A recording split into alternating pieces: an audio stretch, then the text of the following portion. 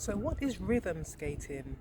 Rhythm skating to me is really just about finding flow on your skates. It's that simple. So, you don't have to have any formal training. You can just show up in the space, in your living room, in your garden, in your garage, or local park, and just find flow. Usually, there's music involved, so headphones or bring a little speaker and just flow to the music. And that flow can include spins, it can include, well, often includes transitions from front to back or maybe in a circle.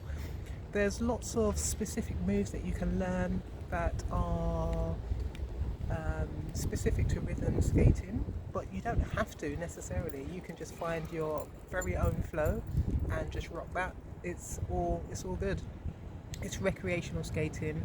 It's a great way to keep fit. It's a great way to be part of a wider community, to get out of your little flat if you live in London and enjoy outside spaces and meet lots of new people. I mean, literally every time I skate, I meet somebody new.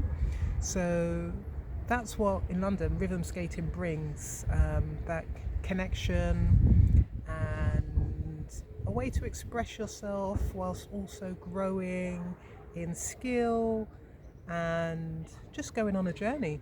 So, yeah, rhythm skating is flowing to music and enjoying your flow.